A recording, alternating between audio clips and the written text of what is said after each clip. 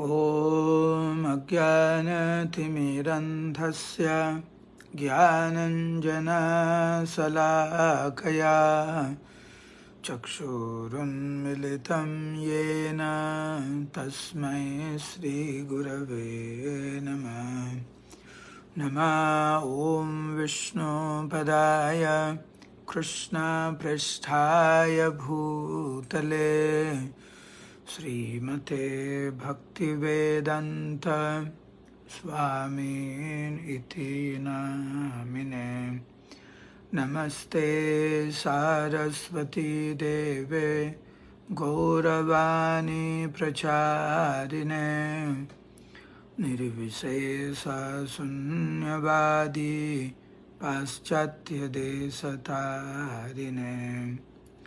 श्रीचैतन्यमनोविष्टं स्थापितं येन भूतले स्वयं रूपा कदा मह्यं ददाति स्वपदान्तिकं।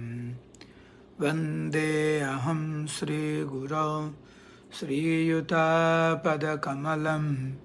श्रीगुरुन् वैष्णवांश्च श्रीरूपं साग्रजातं सहगना रघुनाथान्वितं तं सजीवं साद्वैतं सावधूतं परिजनसहितं कृष्णचैतन्यदेवं श्रीराधा कृष्णपादान् सहगना ललिता श्रीवृषाखन्वितांश्च। हे कृष्णा करुणा सिन्धु दीनबन्धु जगत्पते गोपेश गोपिका कान्त राधाकान्त नमस्तुते। तप्त काञ्चन गौराङ्गी राधे वृन्दावनेश्वरी वृषभानुसुते देवी प्रणमामि हरिप्रिये। नीलाचलनिवासाय नित्याय परमात्मने बलभद्र सुभद्राभ्यां जगन्नाथाय ते नमः। नमो महावदन्याय कृष्ण प्रेम प्रदायते कृष्णाय कृष्ण चैतन्य नमने गौरत्विषे नमः। वाञ्छाकल्पतरुभ्यश्च कृपा सिन्धुभ्य एव च पतितानं पावनेभ्यो वैष्णवेभ्यो नमो नमः। जय श्री कृष्ण चैतन्य प्रभु नित्यानंद श्री अद्वैत गदाधर श्रीवासदि गौरभक्तवृंद। हरे कृष्णा कृष्ण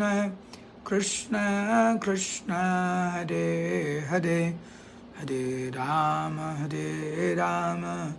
राम राम हरे हरे।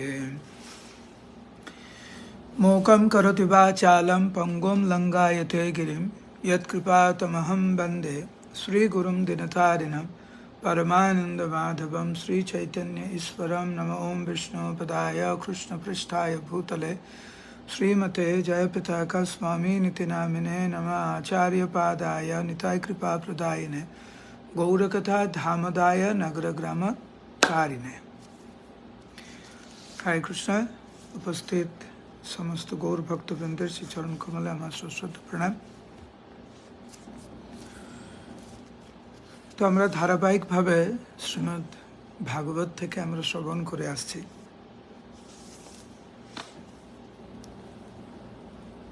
যখন প্রজাপতি যজ্ঞস্থলে শিবের অনুচরেরা এসে তাণ্ডব করলেন এবং দক্ষের মস্তক ছেদন করা হলো,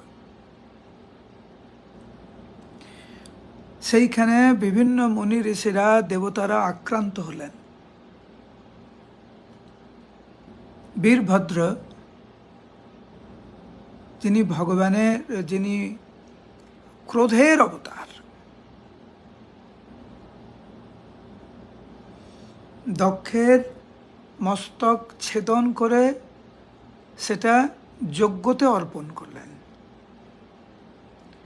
তারপর সমস্ত অনুচরেরা, শিবের অনুচরেরা,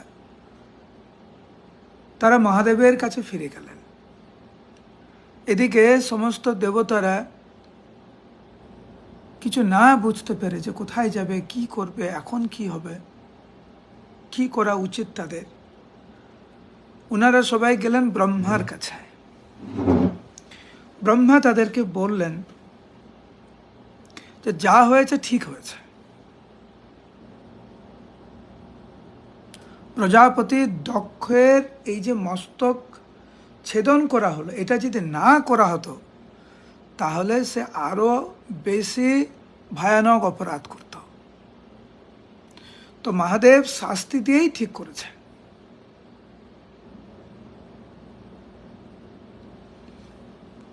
তারপরে উনি বললেন, তোমরা যদি তোমাদের মঙ্গল কামনা চাও, যদি পরিস্থিতি স্বাভাবিক করতে চাও, তাহলে তার একমাত্র পথ হচ্ছে মহাদেবের কাছে গিয়ে নিঃশর্তভাবে ক্ষমা চাওয়া। এইটা ছাড়া আর কোনো উপায় নেই।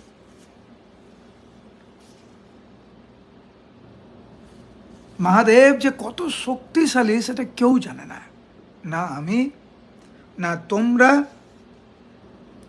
এমনকি মহাদেব নিজেও জানে না।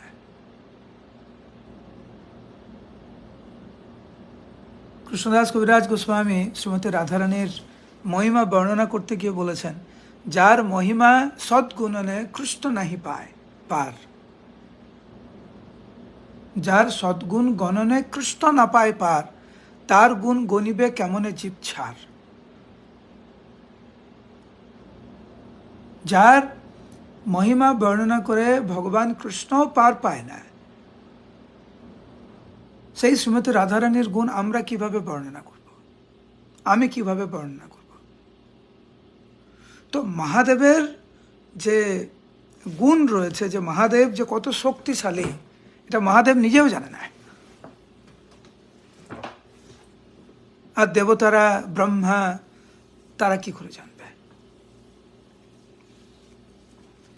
এবং এইরকম একজন মহাভাগবতের চরণ কমলে অপরাধ করার সাহস কি করে হয়?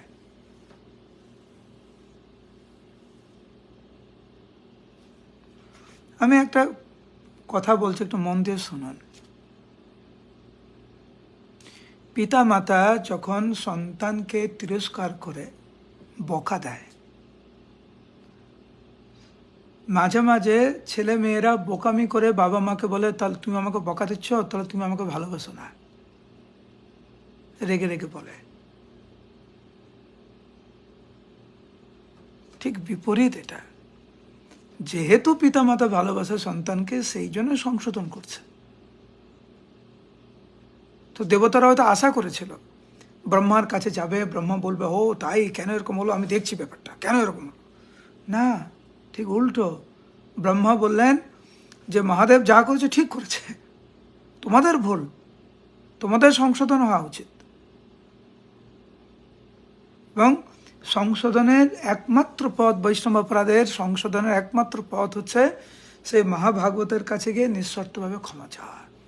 তোমাদের এত বড় সাহস কি করে হয় যে মহাদেবের মতো ব্যক্তিত্বের চরণ কমলে এইভাবে অপরাধ করা?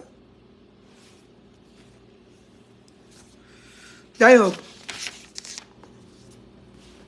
এইভাবে সবাইকে বুঝানোর পরে ব্রহ্মা সবাইকে নিয়ে, যারা যারা ওনার কাছে এসেছিলেন সবাইকে নিয়ে উনি কৈলাসে গেলেন। এবং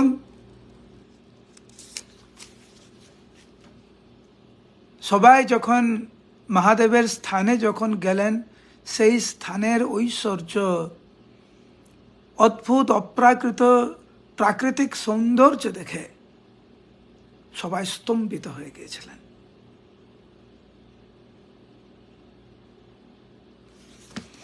আমাদের মধ্যে কেউ যদি, যারা গ্রামে থাকে, তা শহরে গিয়ে বলবো, ওরে বাপরে বাপ, কত বড় বিল্ডিং, স্বাভাবিকভাবে অবাক হয় শহরের জীবন। যারা শহরে থাকে তারা যখন গ্রামে আসে, এ কত সুন্দর প্রাকৃতিক সৌন্দর্য, অবাক হই আমরা। কেন? কারণ ওই রকম সৌন্দর্য শহরে দেখা যায় না। আর যারা গ্রামে থাকে ওই রকম, প্রভুপাদ বলতেন কংক্রিট জঙ্গল, কংক্রিট মানে বুঝেন তো, কংক্রিট বিল্ডিংগুলো কংক্রিট, কংক্রিট দিয়ে তৈরি। প্রভুপাদ বলতেন শহরগুলো হচ্ছে কংক্রিট জঙ্গল। দেবতারা কিন্তু দুটোই দেখেছে, কারণ স্বর্গ তো প্রাকৃতিক সৌন্দর্যে ভরপুর। সেই দেবতারা যখন মহাদেবের স্থানে যখন গেলেন, স্তম্ভিত হয়ে গেছে দেখে। তো অনেক বর্ণনা, একটি বর্ণনা আপনারা শ্রবণ করুন। তো ওনারা তো যে কৈলাসের মধ্যে দিয়ে যাচ্ছে, মহাদেব যেখানে বসে আছেন সেখানে যাচ্ছেন। তো পথে দুই দিকে এত সুন্দর প্রাকৃতিক সৌন্দর্য, তারপরে দূর থেকে দেখছে মহাদেব একটি বটবৃক্ষের নিচে উনি বসে আছেন। সেই বটবৃক্ষ ছিল 800 মাইল দীর্ঘ, 800 মাইল, কিলোমিটার না, 800 মাইল বড়, এবং শাখাগুলি ছিল 100 মাইল পর্যন্ত বিস্তৃত। সাধারণত গাছে অনেক পাখি থাকে, কিন্তু যেই বটবৃক্ষের নিচে মহাদেব বসেছিলেন সেই বটবৃক্ষে কিন্তু কোনো পাখি ছিল না। কেন পাখি ছিল না? কারণ ওই বটবৃক্ষের নিচেই মহাদেব অন্যান্য উনার প্রিয় পার্শ্বদের সঙ্গে কৃষ্ণ কথা আলোচনা করতেন, সেই জন্য পাখির কোনো কোলাহল ছিল না। মনে আছে এইবারে কার্তিক নবদ্বীপ মণ্ডল পরিক্রমায় আমরা শেষ দিন গিয়েছি বেলপুকুরে, পঞ্চবক্র শিবের ওখানে। সেখানে একটা বিরাট কয়েকশো বছরের পুরানো একটা বটবৃক্ষ রয়েছে। তা আমরা যেই ওখানে বসেছি, এত উৎপাত, বানরের উৎপাত, আমরা কোনো কিছু ঠিকমতো করতে পারছি না। তখন আমি মনে করছিলাম যে মহাদেব, আমরা তো একটা কয়েকশো বছরের বটবৃক্ষের তলায় বসে কিছু করার চেষ্টা করছি, আমরা ঠিকমতো করতে পারছিলাম না। কিন্তু কৈলাসে 800 মাইল বিস্তৃত বটবৃক্ষের নিচে মহাদেব কৃষ্ণ কথা আলোচনা করছিলেন বলে ওই বটবৃক্ষে কোনো পাখির কোলাহল ছিল না। যাই হোক, দূর থেকে তারা মহাদেবকে তারা দর্শন করলেন, এবং এই বটবৃক্ষ সাধারণ কোনো বটবৃক্ষ নয়। যেই বটবৃক্ষের তলায় মহাদেব স্বয়ং নারদ মুনি, চতুর্কুমার আদি মহাভাগবতের সাথে শ্রবণ কীর্তন করেন, সেই বটবৃক্ষ কোনো সাধারণ বৃক্ষ ছিল না। ভক্তিবিনোদ ঠাকুর গোদ্রুম দ্বীপে গোদ্রুমের বৃক্ষলতার মহিমা বর্ণনা করে বলেছেন, হে ভক্তগণ, তোমরা যদি শ্রীমান মহাপ্রভুর লীলা দর্শন করতে চাও, তাহলে এই গোদ্রুমে এসে কেবলমাত্র এই বৃক্ষকে আরাধনা করো। কারণ নবদ্বীপ ধামের গোদ্রুমের এই বৃক্ষ কৃষ্ণ প্রেম দিতে পারে, গৌরাঙ্গ মহাপ্রভুকে অর্পণ করতে পারে তোমাদের কাছে। এই হচ্ছে নবদ্বীপের বৃক্ষের মহিমা। তো এইখানে বর্ণনা করা হয়েছে যে মহাদেব যেই বটবৃক্ষের নিচে বসে উনি কৃষ্ণ কথা আলোচনা করছিলেন, সেই বটবৃক্ষ মুক্তি প্রদান করতে সমর্থ। সেই জন্য বিশেষ করে যখন আমরা ধামে যাই, সে বৃন্দাবন ধাম বা মায়াপুর ধাম বা জগন্নাথপুরী ধাম, ধামের কোনো জীবকে কখনো সস্তাভাবে গ্রহণ করা উচিত নয়, না কুকুর বিড়াল, না বৃক্ষলতা। আর যারা ধামে বসবাস করে তাদের ব্যাপার তো আলাদা। যদি কুকুর বিড়ালকে সম্মান করতে হয়, যদি বৃক্ষকে আরাধনা করতে হয়, তাহলে যে সমস্ত ভক্তরা ওইখানে বসে সাধন ভজন করছে তাদেরকে কিভাবে সম্মান দেওয়া উচিত।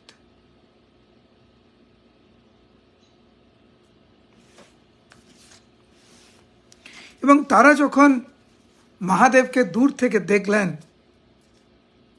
ওনারা দেখলেন মহাদেব অত্যন্ত গম্ভীর এবং কোনো ক্রোধ নাই। একটু বোঝার চেষ্টা করুন, ব্রহ্মা আদি সমস্ত দেবতারা এসেছে মহাদেবের কাছে মহাদেবকে শান্ত করতে। ওনারা ভেবেছে যে মহাদেব বিচলিত, মহাদেব ক্রোধান্বিত, সেই জন্য মহাদেবকে শান্ত করতে হবে, তাতে আমরা অপরাধ থেকে মুক্ত হব। কিন্তু তারা অবাক হয়ে গেছে যখন মহাদেবের কাছে আসে, দেখে যে মহাদেব সমস্ত ক্রোধ থেকে মুক্ত, ক্রোধের লেশ মাত্র নেই। আমরা এই বিষয়টি অনেকবার আলোচনা করেছি যে ভগবত ভক্তরা ক্রোধকে কখনো কখনো ব্যবহার করে, কিন্তু ক্রোধ ভক্তকে ব্যবহার করে না। ভক্তরা স্থানকাল পাত্র অনুযায়ী সাময়িকভাবে অপরের মঙ্গলের জন্য ক্রোধকে প্রকাশ করে, কিন্তু ক্রোধ আমাদেরকে নিয়ন্ত্রণ করে, সেই জন্য আমরা পাগল হয়ে যাই। কিন্তু মহাদেব ক্রোধকে নিয়ন্ত্রণ করে ক্রোধকে মাত্র ব্যবহার করেছেন।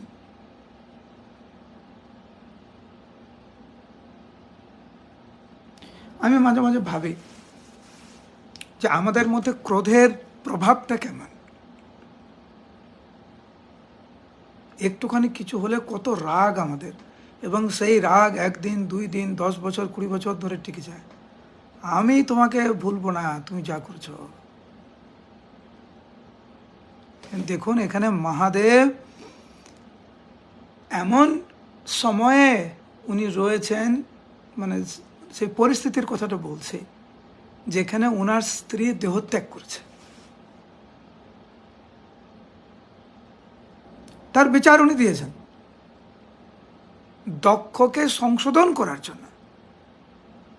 সংশোধন করে কিন্তু উনি শান্ত।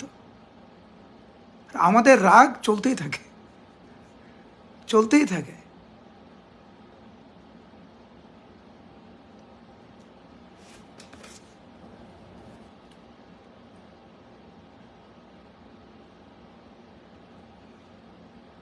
দেবতারা দেখলেন যে কিভাবে নারদ মুনি, কুমারগণ, কুবের, ওনারা সবাই মহাদেবের সাথে আছেন এবং তিনি পরম তত্ত্ব সম্বন্ধে তাদেরকে উপদেশ প্রদান করছেন। এইটা আপনারাও তো দেখেছেন, আমার খুব কাছ থেকে দেখার অভিজ্ঞতা আছে, যেখানে আমি আমার পরমানন্দ গুরুদেবকে দর্শন করেছি। যে কোনো মিটিং হচ্ছে, মিটিংয়ে হয়তো গুরুদেব কোনো ম্যানেজমেন্ট বিষয়ে কোনো কড়া কথা বলছেন।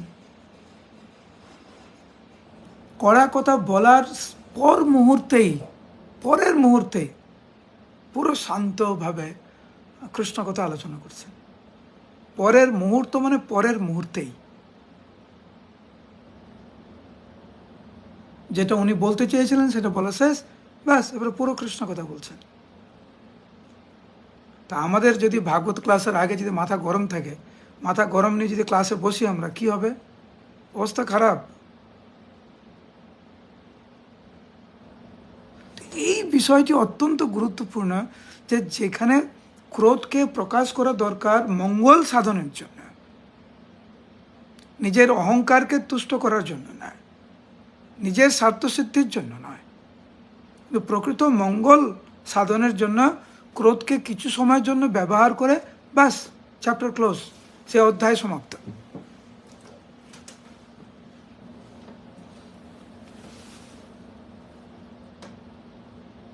দেবতারা দর্শন করছেন কিভাবে খুব শান্ত মনে মহাদেব কৃষ্ণ কথা বলছেন, এবং শ্রোতা হচ্ছেন নারদ মুনি, কুমার, চতুর কুমার, কুবের আদি শিবের অনুচররা, শিবের ভক্তরা। তো ওনারা এসেছেন।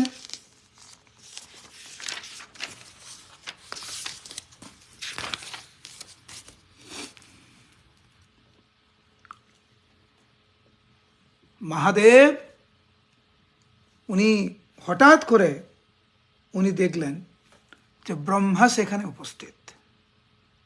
তৎক্ষণাৎ উনি সেখানে উঠে দাঁড়ালেন। অলরাইট, আপনারা এখন খুলুন চতুর্থ স্কন্ধে 6ষ্ঠ অধ্যায় শ্লোক নাম্বার 40। চতুর্থ স্কন্ধ 6ষ্ঠ অধ্যায় 40 নম্বর শ্লোক। যাদের কাছে নেই কোনো অসুবিধা নেই, আপনারা শুধু শ্রবণ করুন। ওকে বৃন্দা, পড়ো। অনুবাদ। শিবের শ্রী পাদপদ্ম দেবতা এবং অসুর উভয়ের দ্বারাই পূজিত হয়, কিন্তু তার অতি উচ্চ পদ সত্ত্বেও অন্য সমস্ত দেবতাদের মধ্যে ব্রহ্মাকে দর্শন করা মাত্রই তিনি উঠে দাঁড়িয়ে অবনত মস্তকে তার শ্রী পাদপদ্ম স্পর্শ করেছিলেন, ঠিক যেভাবে বামনদেব কশ্যপ মুনিকে সশ্রদ্ধ প্রণতি নিবেদন করেছিলেন। তাৎপর্য: কশ্যপ মুনি ছিলেন জীব, কিন্তু তার দিব্য পুত্র বামনদেব ছিলেন বিষ্ণুর অবতার। তাই পরমেশ্বর ভগবান হওয়া সত্ত্বেও বিষ্ণু কশ্যপ মুনিকে শ্রদ্ধা প্রদর্শন করেছিলেন। তেমনি শ্রীকৃষ্ণ যখন ছোট ছিলেন তখন তিনি তার পিতা নন্দ মহারাজ এবং মাতা যশোদাকে সশ্রদ্ধ প্রণতি নিবেদন করতেন। কুরুক্ষেত্রের যুদ্ধের সময়ও শ্রীকৃষ্ণ মহারাজ যুধিষ্ঠিরকে পাদ স্পর্শ করেছিলেন, কারণ মহারাজ যুধিষ্ঠির ছিলেন তার জ্যেষ্ঠ। এইভাবে পরমেশ্বর ভগবান শিব এবং অন্যান্য ভক্তরা তাদের উচ্চপদ সত্ত্বেও ব্যবহারিক দৃষ্টান্তের দ্বারা শিক্ষা দিয়েছেন কিভাবে গুরুজনদের প্রতি শ্রদ্ধা অর্পণ করতে হয়। শিব ব্রহ্মাকে সশ্রদ্ধ প্রণতি নিবেদন করেছিলেন, কারণ ব্রহ্মা হচ্ছেন তার পিতা, ঠিক যেমন কশ্যপ মুনি ছিলেন বামনদেবের পিতা। ব্যবহারিক দৃষ্টান্ত খুব গুরুত্বপূর্ণ। আমরা দেখেছি ভগবান কৃষ্ণের লীলাতে 10ম স্কন্ধের বর্ণনা রয়েছে, যেখানে ভগবানের কিছু ভক্ত যখন দ্বারকাতে যেতেন, ভগবান নিজে সেই ভক্তকে আসনে বসিয়ে ওনার পদধৌত করে সেই চরণামৃত ওনার মস্তকে ধারণ করেছেন। এবং যার চরণ ধৌত করা হচ্ছে সে কিন্তু জানে যে যিনি আমার এই চরণ স্পর্শ করছেন ইনি অখিল বিশ্ব ব্রহ্মাণ্ডের মালিক। কিন্তু ভগবানের মনোভাব বুঝতে পেরে যে ভগবান এই ব্যবহারিক দৃষ্টান্তের জন্য এইটা করছে, ভক্তকে কিভাবে আরাধনা করা উচিত, কিভাবে সম্মান দেওয়া উচিত, এইটা জগতের মধ্যে প্রচার করার জন্য ভগবানের লীলা করছেন। সেই জন্য ভক্ত সহযোগিতা করছে, লীলাতে সহযোগিতা করছে। এখানে আমরা দেখছি যে কিভাবে মহাদেব ব্রহ্মাকে সম্মান করছেন। কেন? কারণ মহাদেব ব্রহ্মার থেকে উৎপন্ন হয়েছে। যদিও মহাদেব হচ্ছেন ভগবানেরই অবতার, গুণ অবতার, এবং ওনার যে পরাক্রম, ওনার যে শক্তি, তা এমনকি ব্রহ্মাও জানে না। কিন্তু ব্রহ্মা যখন উপস্থিত হলেন, মহাদেব উঠে দাঁড়িয়ে তাকে সম্মান করলেন।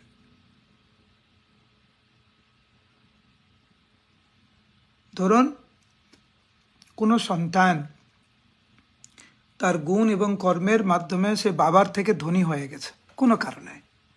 ধরুন বাবা 40,000 টাকা মাইনে পায় আর সন্তান পায় 2 লাখ টাকা মায়না। তার মানে কি সন্তান কি বাবা মাকে অসম্মান করবে? যদি অসম্মান করে তার তো পতন হবে। হতে পারে কোনো কারণে সন্তান হয়তো কিছু কিছু ক্ষেত্রে এগিয়ে গেছে, কিন্তু সে জানে ইনি আমার পিতা, ইনি আমার মা, সেই জন্য সম্মান বোধ সবসময় থাকবে। কখনো কখনো ইস্কনের ক্ষেত্রে, আমি বলছি আপনাকে, ইস্কনের ক্ষেত্রে আমরা দেখেছি যে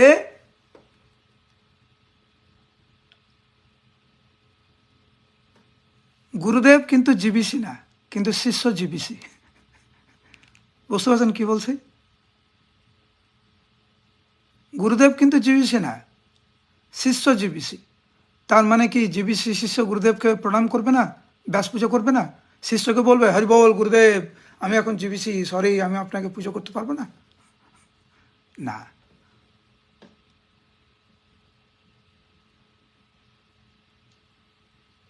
হ্যাঁ, হয়তো কোনো পদের ক্ষেত্র হতে পারে, কিন্তু সে জানে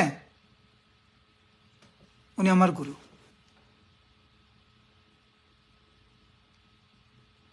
হয়তো গুরুদেব এসছেন মন্দিরে আর শিষ্য হচ্ছে টেম্পল প্রেসিডেন্ট, এটাও হয় ইস্কনে, ইস্কনে সব হয়। আমরা প্রত্যেকটি পর্যায়ে দেখেছি আমরা। কিন্তু ব্যবহারিক দৃষ্টান্ত খুব গুরুত্বপূর্ণ।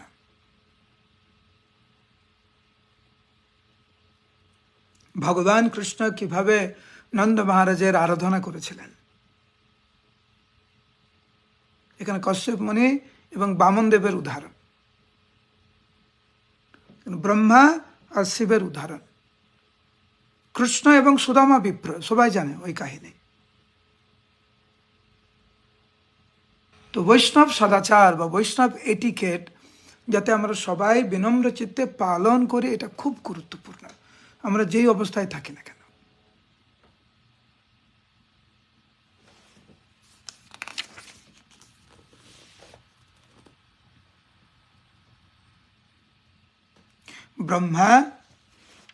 ব্রহ্মাকে মহাদেব প্রণাম করলেন, সম্মান করলেন, ব্রহ্মাকে পুজো করলেন। প্রত্যুত্তরে ব্রহ্মা মহাদেবকে কিভাবে সম্বোধন করছেন শ্রবণ করুন। ব্রহ্মা বললেন, হে ভগবান শিব, আমি জানি যে আপনি সমগ্র জড়জগতের নিয়ন্তা, জড় সৃষ্টির পিতা এবং মাতা উভয়ই হচ্ছেন আপনি, এবং আপনি জড় সৃষ্টির অতীত পরম ব্রহ্ম। এইভাবে আমি আপনার তত্ত্ব অবগত আছি।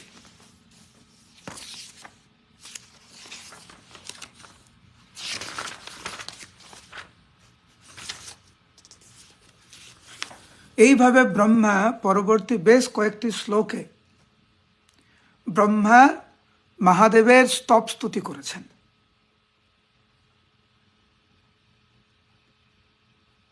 তারপরে পুরো এই দক্ষের পুরো কাহিনী মহাদেবের কাছে নিবেদন করে উনি বলছেন যে আমার ইচ্ছা সবকিছু স্বাভাবিক হোক। মহাদেব বলছেন, ব্রহ্মা বলছেন মহাদেবকে, আমি চাই দক্ষ আবার প্রাণ ফিরে পাক। আমি চাই যে প্রজাপতি দক্ষ তার স্বাভাবিক অবস্থায় ফিরে আসুক। যারা আপনার চরণ কমলে অপরাধ করেছে তাদেরকে আপনি ক্ষমা করে দেন যদি আপনি চান। আমার ইচ্ছা আমি আপনার কাছে বললাম, এবার আপনার যা ইচ্ছা সেটা আমার শিরোধার্য। তো ব্রহ্মা অত্যন্ত বিনম্র চিত্তে মহাদেবের কাছে ওনার মনোভাব ব্যক্ত করলেন।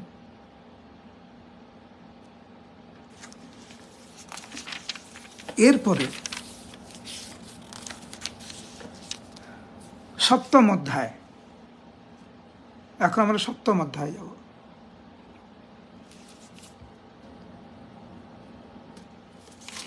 ব্রহ্মা যখন এইভাবে মহাদেবের স্তুতি করছিলেন,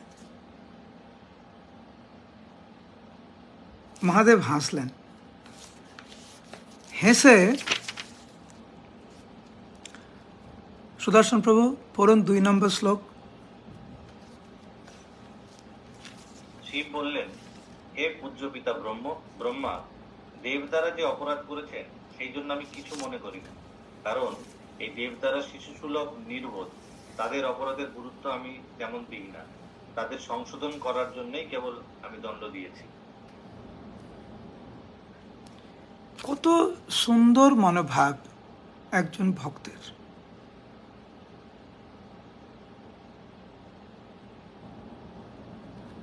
যে এত গভীর প্রতিকূলতার মধ্যেও মহাদেব কত শান্ত।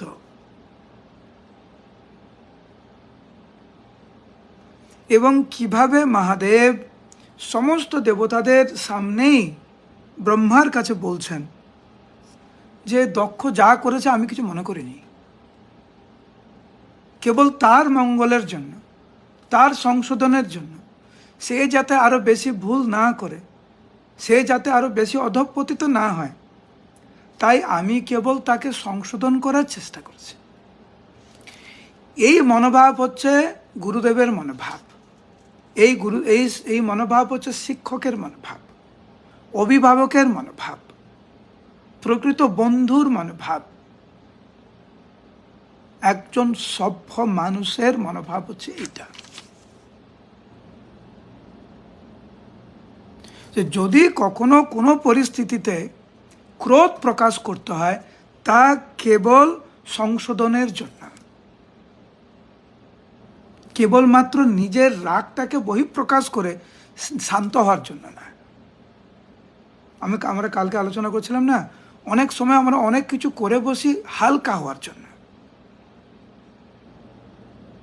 কারুকে বকা দিয়ে দিলাম কেন? হালকা হওয়ার জন্য।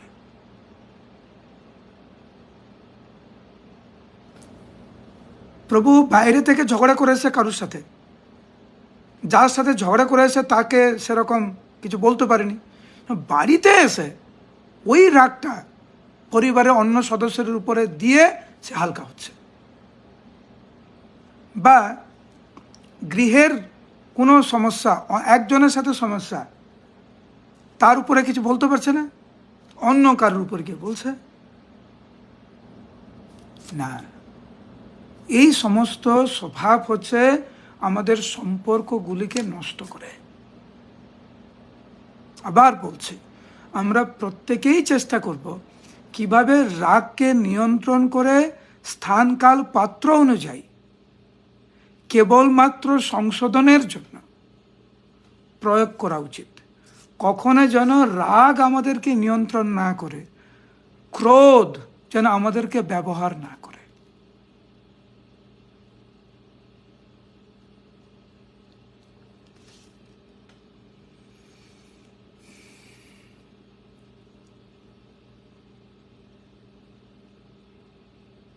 জানি না কার কাছে ভাগবতম আছে।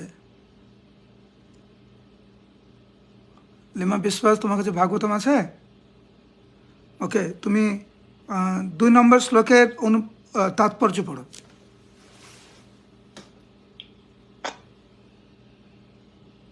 দুই প্রকার, তার একটি হচ্ছে বিজেতা কর্তৃক তার শত্রুকে দেওয়া দণ্ড এবং অন্যটি হচ্ছে পিতার পুত্রকে দেওয়া দণ্ড। এই দুই প্রকার দণ্ডের মধ্যে আকাশ পাতাল পার্থক্য রয়েছে। শিব প্রকৃতপক্ষে একজন বৈষ্ণব, ভগবানের এক মহান ভক্ত, এবং সেই সূত্রে তার নাম আশুতোষ। তিনি সর্বদাই সন্তুষ্ট এবং তাই তিনি কারো প্রতি শত্রুভাবাপন্ন হয়ে ক্রুদ্ধ হন না। তিনি কোনো জীবের প্রতি বৈরী ভাবাপন্ন নন। পক্ষান্তরে তিনি সর্বদা সকলের শুভ কামনা করেন। তিনি যখনই কোনো ব্যক্তিকে দণ্ড দেন, সেই দণ্ড পিতা কর্তৃক পুত্রকে প্রদত্ত দণ্ডেরই মতো। পিতাতুল্য শিব কোনো জীবের, বিশেষ করে দেবতাদের কোনো অপরাধ গুরুতরভাবে গ্রহণ করেন না। তো এইখানে শিল প্রভুপাদ দুই প্রকার দণ্ডের কথা বলেছেন। একজন বিজেতা, আমি তোমার থেকে ভালো, আমি তোমার থেকে বেশি শক্তিশালী, আমি তোমাকে আমার নিয়ন্ত্রণে রাখব, এই রকম মনোভাব প্রকাশ করে, ক্রোধ প্রকাশ করে। আরেকটি হচ্ছে পিতা বা অভিভাবক বা গুরুজন, তার তত্ত্বাবধানে যিনি আছেন তাকে সংশোধন করার জন্য ক্রোধ প্রকাশ করা। এবং অভিভাবকের ক্রোধের মধ্যে মায়া মমতা রয়েছে, অনেক ভালোবাসা রয়েছে। এবং বিজেতার যে ক্রোধ, সেখানে রয়েছে কেবল হিংসা, অপরকে শুধু পরাজিত করার মনোভাব। সেই জন্য প্রভুপাদ বলেছেন আকাশ পাতাল পার্থক্য। আমরা শ্রীমদ্ ভাগবত থেকে এই সমস্ত মহিমা আমরা শ্রবণ করি, ভক্তের মহিমা। উদ্দেশ্য হচ্ছে ধীরে ধীরে একদিন না একদিন আমাদের মধ্যে এই সমস্ত গুণ যেন বিকশিত হয়।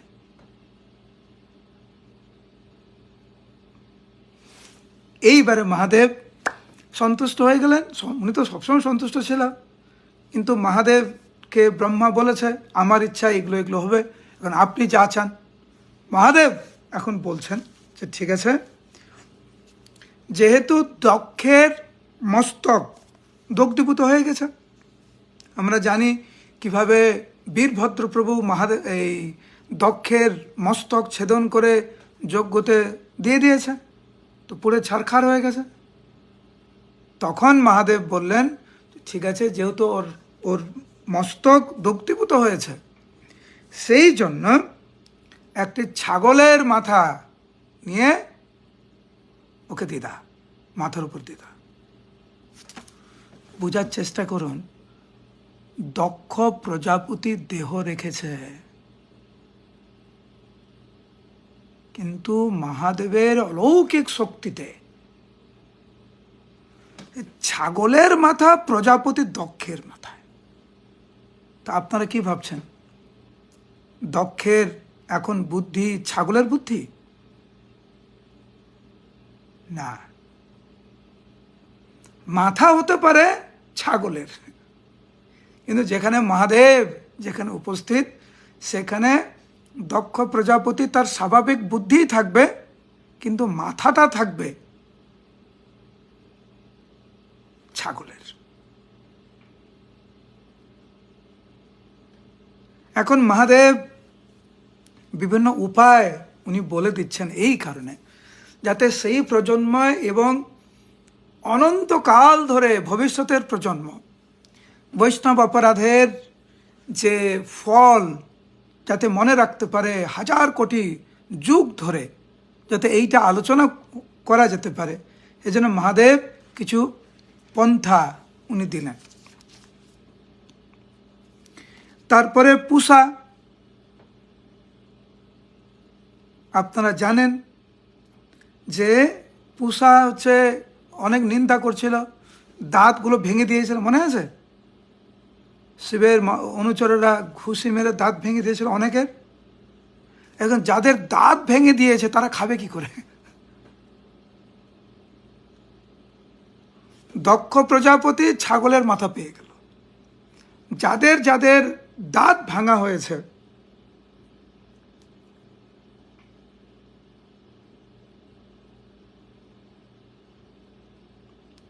তারা তাদের শিষ্যদের মাধ্যমে চর্বণ করবে। বুঝতে পারছেন? মানে যখন উনি প্রসাদ পাবেন, তো উনার শিষ্যকে পাশে থাকতে হবে, তো উনার হয়ে উনি চিবাবেন। এখন এখানে বলা হচ্ছে সবসময় তো শিষ্য কাছে থাকে না, তো যখন শিষ্য কাছে থাকবে না তখন কি খাবে?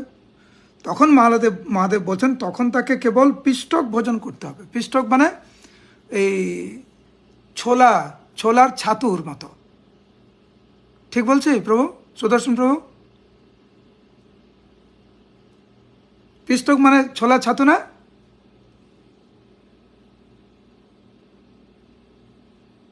প্রভু এটা তো জানি না পিষ্টক। হ্যাঁ, আমি এই কারণে বললাম, আমিও জানি না, আমি যখন ইংরেজিটা দেখলাম, প্রভুপাদ অ্যাকচুয়ালি ইংরেজিতে কি অনুবাদ করেছে, প্রভুপাদ লিখেছে চিকপি ফ্লাওয়ার। তো চিকপি ফ্লাওয়ার মানে ছোলার ছাতু, মানে ছোলার ছোলার ছোলার ছাতু হয় না, ছোলার ছাতু। তো ছোলার ছাতু খেতে তো বেশি দাঁত টাত বেশি লাগে না, একটু একটু হালকা হালকা করে খাবে আর কি। তো যখন শিষ্য থাকবে, ওনার শিষ্য এই পুষার হয়ে চিবাবে, আর যদি শিষ্য না থাকে তাহলে ছোলার ছাতু খাবে।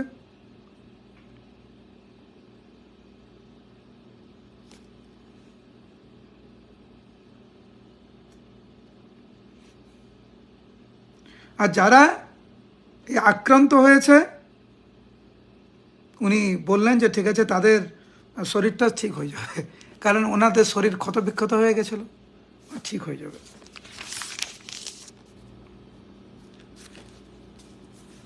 যাদের বাহু কেটে গেছে, তারা অশ্বিনী কুমারের বাহুর দ্বারা কাজ করতে হবে। দেখেছেন, কারুর অনেকে থাকে তাদের বাহু নেই, তো অন্য একজন তাদেরকে সাহায্য করে। তো যাদের বাহু কেটে গেছে তাদের কে সাহায্য করবে? না, অশ্বিনী কুমার সাহায্য করবে। তো যাদের হাত কাটা গেছে, এখন পুষার গেছে দাঁত, কিন্তু হাতটা তো আছে, তো পুষার জন্য অন্য কেউ চিবাবে, কিন্তু যেহেতু পুষার হাত আছে, সে তাদের সাহায্য করবে যাদের হাত নেই।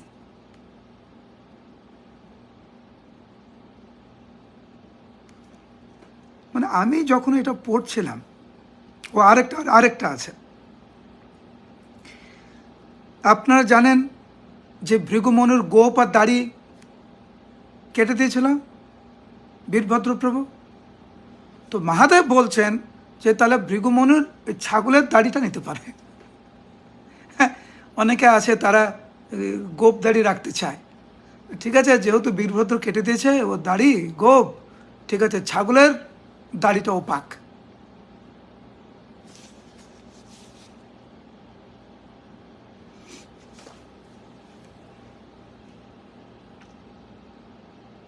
আমরা হয়তো এই কথাগুলো হেসে হেসে বলছি আমি,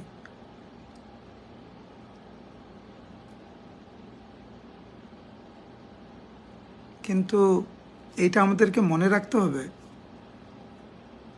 যে যারা যারা বৈষ্ণব অপরাধে অংশীদার হয়েছিলেন, তারা কিন্তু সারাটি জীবন এই রকমই জীবনযাপন করতে হয়েছে তাদেরকে। ভৃগুমুনির দাড়ি কিন্তু সবসময় ছাগলেরই দাড়ি। যারা খেতে পাচ্ছে না তারা কিন্তু অন্যের মাধ্যমে চিবোচ্ছে, যাদের হাত নেই অন্যের সাহায্য নিতে হচ্ছে, ইত্যাদি ইত্যাদি। তো মহাদেবের এই কথা শ্রবণ করে ব্রহ্মা এবং অন্যান্য দেবতারা খুশি হয়েছিলেন।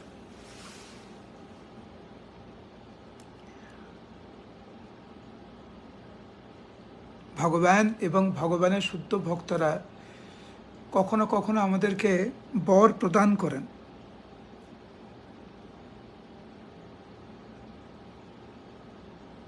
আপাত দৃষ্টিতে কখনো কখনো মনে হয় এটা আবার কীরকম সংশোধন, কিন্তু প্রকৃত মঙ্গলের জন্যই ভগবান এবং ভগবানের ভক্তরা এইরকম লীলা করেন। এইখানে শিল প্রভুপাদ একটি লীলা বর্ণনা করেছেন যে একবার একজন শিবের ভক্ত, উনি মহাদেবকে তপস্যার মাধ্যমে সন্তুষ্ট করেছিলেন। তো যখন বর দেওয়ার সময় হলো, তখন মহাদেব বললেন যে তুমি সনাতন গোস্বামীর কাছে যাও, তিনি তোমাকে সর্বশ্রেষ্ঠ বর উনি প্রদান করবেন। তো মহাদেবের ভক্ত সনাতন গোস্বামীর কাছে গিয়েছে বৃন্দাবনে গিয়ে সনাতন গোস্বামীপাদকে বলছেন যে হে প্রভু, দেবাদিদেব মহাদেব আপনার কাছে পাঠিয়েছে, দয়া করে আমাকে বর প্রদান করুন। তো সনাতন গোস্বামী এটা শুনে, ওনার বাড়ির পাশে একটা আবর্জনা ছিল, স্থান যেখানে নোংরা ফেলা হতো, সেই আবর্জনা থেকে একটি পরশমণি ওখান থেকে কুড়িয়ে নিয়ে এসে সেই মহাদেবের ভক্তকে প্রদান করে। মহাদেবের ভক্ত সেই পরশমণি পেয়ে আনন্দে আত্মহারা। কারণ পরশমণি যাকেই স্পর্শ করবে, সে যে কোনো বস্তুকে স্পর্শ করবে তা সোনা হয়ে যাবে। তো পরশমণি যদি কোনো লোহাকে স্পর্শ করে, তৎক্ষণাৎ লোহা পুরো সোনা হয়ে যাবে, খাঁটি সোনা। উনি তো খুব আনন্দে আছে এত সোনা নিয়ে। পরেক্ষণ ভাবছে যে আমি মহাদেবের আশীর্বাদ পেয়ে সনাতন গোস্বামীর কাছে গেলাম, সনাতন গোস্বামী বরস্বরূপ আমাকে আবর্জনা থেকে তুলে নিয়ে একটি পরশমণি দিল। সনাতন গোস্বামীর কাছে যদি পরশমণির স্থান যদি আবর্জনায় হয়, তাহলে সনাতন গোস্বামীর কাছে আরো কি মূল্যবান জিনিস আছে,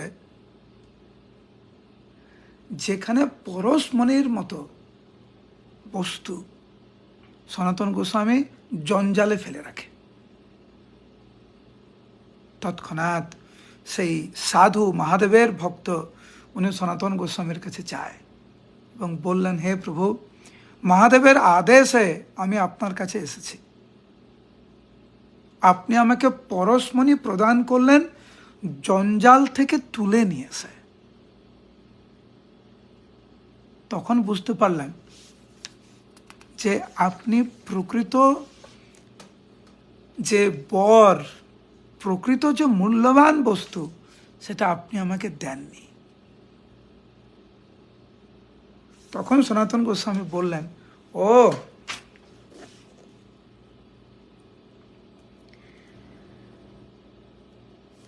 তুমি যদি প্রকৃত মূল্যবান বস্তু চাও, তাহলে আগে এইটাকে ফেলতে হবে। তুমি পাশে যে কূপটা আছে, সেই কূপে গিয়ে তুমি পরশমণিটা ফেলে আসো। সাধু তৎক্ষণাৎ সেই পরশমণিটি কূপে ফেলে আসলেন। যখন কূপে ফেলে আসলেন পরশমণিটি এবং সনাতন গোস্বামীর চরণ কমলে আত্মসমর্পণ করলেন, তখন সনাতন গোস্বামী তাকে ভগবত ভক্তি প্রদান করলেন, হরে কৃষ্ণ মহামন্ত্র প্রদান করলেন, তাকে স্বীকার করলেন। তো এর মাধ্যম দিয়ে বোঝা যায় যে এই জড় জগতে যদি আমরা কৃষ্ণ ভক্তি আমরা চাই, তাহলে ধীরে ধীরে আমাদের যে জাগতিক আসক্তি রয়েছে, সেগুলো ধীরে ধীরে পরিত্যাগ করতে হবে এবং কেবলমাত্র তার ফলেই প্রকৃতপক্ষে কৃষ্ণ ভক্তিতে প্রবেশ করা যাবে, তার আগে নয়। হরে কৃষ্ণ কৃষ্ণ কৃষ্ণ হরে হরে, হরে রাম রাম রাম হরে হরে। শিল প্রভুপাদ কি জয়। হরে কৃষ্ণ। কারো কোনো প্রশ্ন আছে আজকের ক্লাস থেকে? বলো। হরে কৃষ্ণ প্রভু, ধন্যবাদ প্রণাম। প্রভু অনেক সময় দেখা যায়, কি দেখা যায়? যায় যে এখানে অনেক সময় দেখা যায় যে অনেক সময় ঠিক কথা কোনো কারণবশত হয়তো কেউ রেগে আসে, সেজন্য আমি হরি বল হরি বল তার সাথে হরি বল। আমাদের হরে কৃষ্ণ। পূজা সাহা, তুমি দয়া করে একটু আস্তে কথা বলো, আমি কিচ্ছু বুঝতে পারছি না। তুমি এত তাড়াতাড়ি কথা বলছো, আমি কিছু বুঝতে পারছি না। বলো, আস্তে আস্তে বলো। হরে কৃষ্ণ প্রভু, বলছি যে অনেক সময় দেখা যায় যে কোনো বৈষ্ণব হয়তো আমার প্রতি কোনো কারণবশত হয়তো রেগে আছেন, সেক্ষেত্রে অন্যের সঙ্গে হয়তো সত্যিকারেই সদাচার করছি, কিন্তু তার মনে হচ্ছে যে আমি হয়তো অভিনয় করছি। সেক্ষেত্রে কি করণীয় যদি বলেন। ওকে, হরে কৃষ্ণ। প্রথমত কি,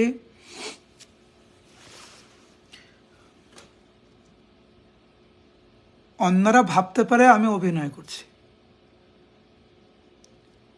কিন্তু কমপক্ষে নিজের কাছে আগে সৎ হতে হবে।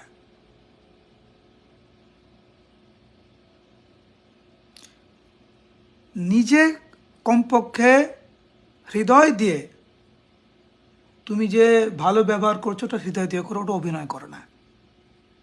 এটা প্রথম। দ্বিতীয়ত হচ্ছে, কেউ যখন আমার প্রতি ক্রোধান্বিত হয় তখন তার কাছে গিয়ে হেসে হরে কৃষ্ণ বললেও মনে হবে সে নাটক করছে। বুঝতে পারছো? এটা স্বাভাবিক, কিন্তু ওইটা একটু সহ্য করতে হবে কিছুদিন। তারপরে দেখবে ধীরে ধীরে ধীরে ধীরে ওটা ঠিক হবে। কখনো কখনো একটু দূরত্ব বজায় রাখার ফলেও সম্পর্ক ঠিক হয়ে যায় আস্তে আস্তে। তো স্থান কাল পাত্র আমাদেরকে দেখতে হবে, কখনো সময় নিতে হয়, কখনো অন্য কারুর মাধ্যম দিয়ে বলাতে হয়, কখনো কখনো এনিওয়ে আমরা একটা কোর্স করেছিলাম, এইখানে করাইনি বা বিভিন্ন জায়গায় আমি এটা করাই, যে বৈষ্ণব অপরাধ হলে কি কি করণীয়। সেখানে অনেক বিষয় রয়েছে, বাট মূল কথা হচ্ছে কি একটু চিন্তা ভাবনা করে এগোতে হবে, একটু সময় দিতে হবে। এবং তুমি যেটা বলছো এটা ঠিক, কখনো কখনো অন্যরা ভাবে কিন্তু এটা অভিনয় হচ্ছে, ওরা ভাবুক, কিন্তু আমি তো জানি আমি অভিনয় করছি না। এবং এটা যে অভিনয় নয়, এটা যে সত্যিকারের হৃদয় দিয়ে তুমি করতে চাইছো, সেটা প্রকাশ করতেও কিছু সময় লাগবে। সেই সময়টাও তোমাকে দিতে হবে, সেই জন্য তোমাকে ধৈর্য ধরতে হবে। বুঝলে?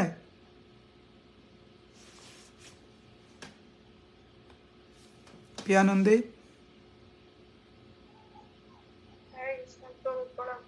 প্রণাম।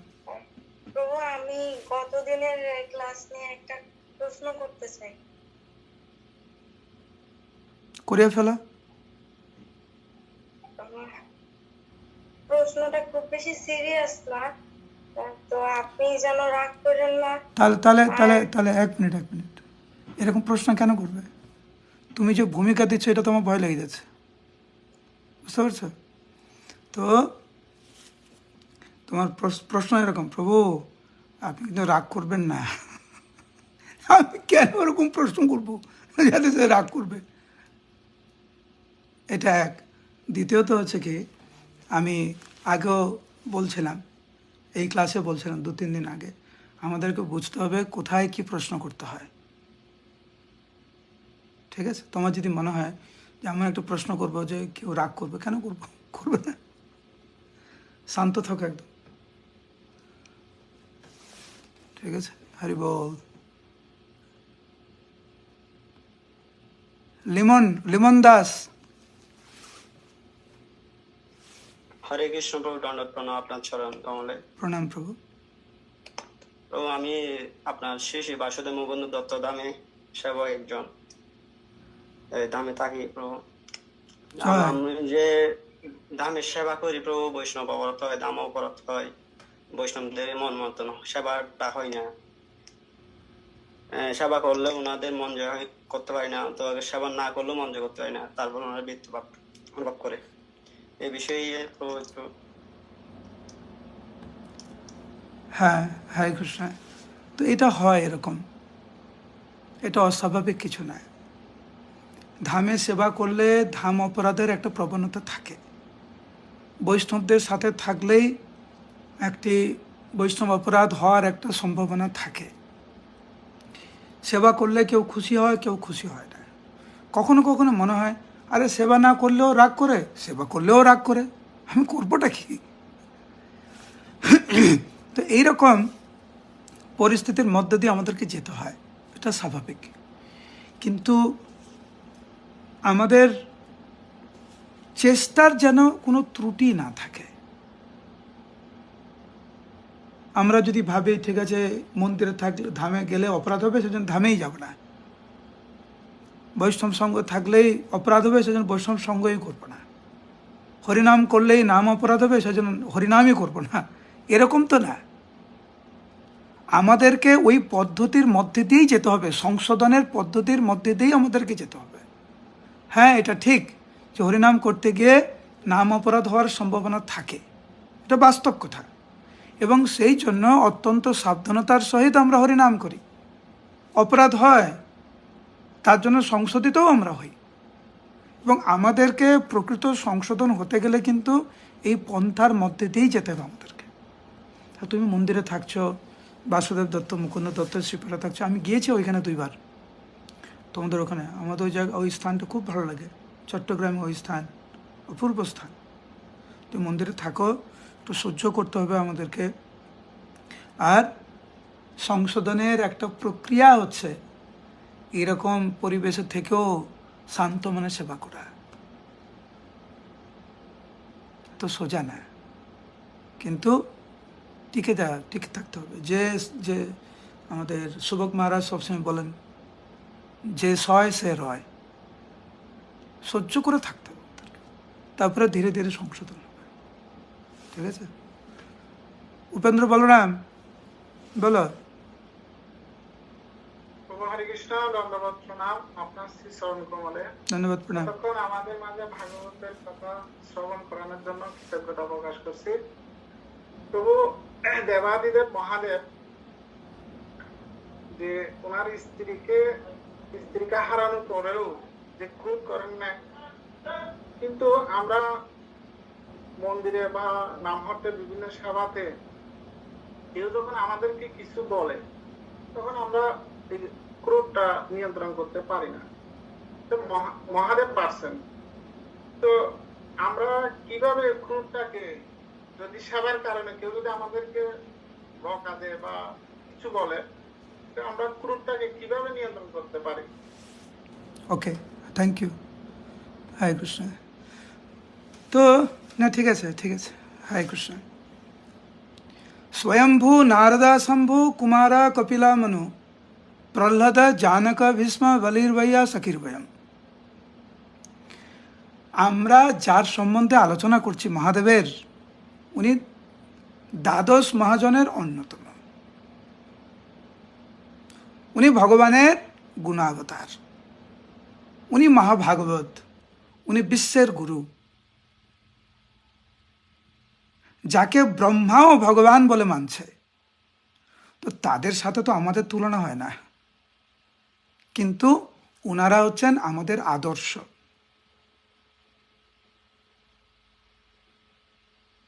ওনারা আমাদের আশ্রয়দাতা। ওনাদেরকে দেখেই আমরা শিখি।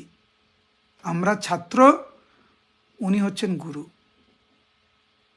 তো মহাদেবের এই যে আচরণ, যে এত বড় দুর্ঘটনা ঘটে গেল, কিন্তু উনি শান্ত মনে নারদ মুনির সাথে কৃষ্ণ কথা আলোচনা করছে, যেখানে আমাদের একটুখানি কিছু হলে আমরা ভেঙে পড়ি।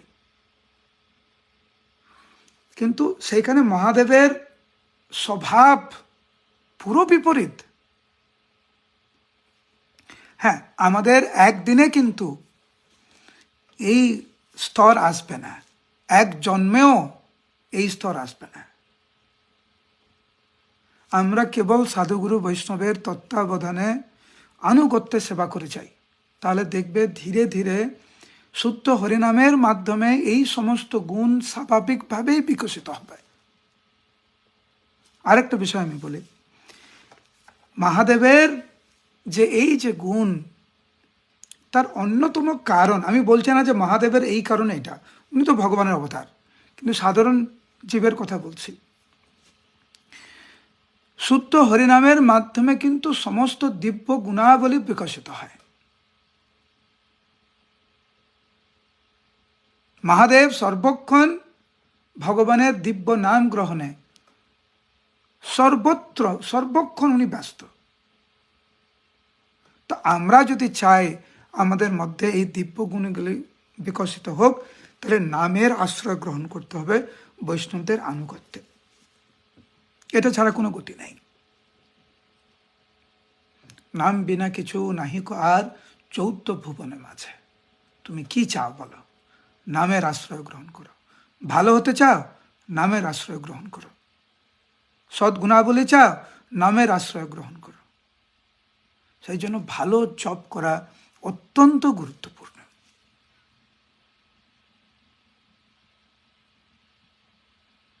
আমরা যদি চাই যে কোনো গুণ আমাদের, ভালো গুণ আমাদের মধ্যে বিকশিত হোক, থাকুক, আমরা আরেকটু সহ্য করতে চাই, ভালো ভক্ত হতে চাই, নামের আশ্রয় গ্রহণ করতে হবে আমাদেরকে, আর কোনো উপায় নেই। ওকে, হরে কৃষ্ণ। আমি আজকেও হোয়াটসঅ্যাপ নাম্বারটা আমি দিচ্ছি।